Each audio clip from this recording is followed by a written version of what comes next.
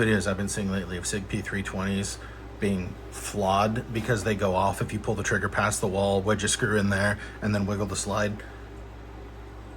Clearly, these people don't understand how striker-fired pistols work, so I'm going to demonstrate.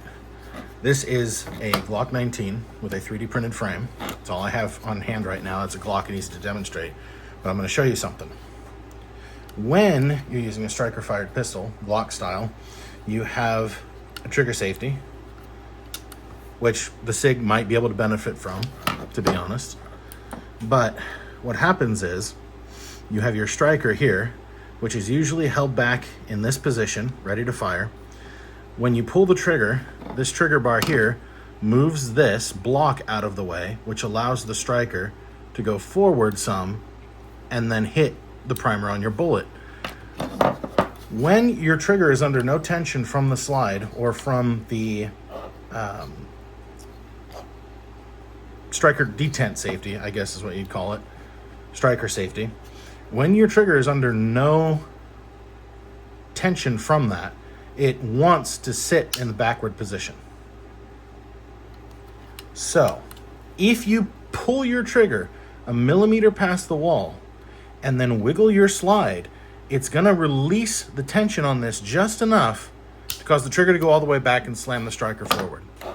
I will attempt to demonstrate with my finger. I don't have any like properly sized screw or whatever to put in there to wedge it just right. So you don't have to take my word for this. If you have a Glock or a Springfield XD or a Walther PDP or an H&K USP 45, H&K VP9, well, USP 45 is hammer fired, H&K VP9, any striker fired pistol, you're gonna find that this is the case. So if I have the pistol, it's actually easier to do it from reset. So if I have the pistol and I let it reset and then bring it just a millimeter or two past the wall and wiggle the slide, it goes off. Now you might say, Herditor, you used your finger, blah, blah, blah. Okay, fine. Take your striker-fired handgun out, make sure it's safe and unloaded. Try it for yourself. Put your money where your mouth is. I'm sick of seeing these videos because they're just proliferating everywhere and it's just straight up misinformation or disinformation or fake news or whatever. Do SIGs have a problem? I don't know, maybe. But pulling your trigger a millimeter past the wall and wiggling your slide and the gun going off is not a problem. That is how striker-fired pistols work as a consequence of their design. Any striker-fired pistol that uses the Glock style system or any kind of trigger bar intersecting with the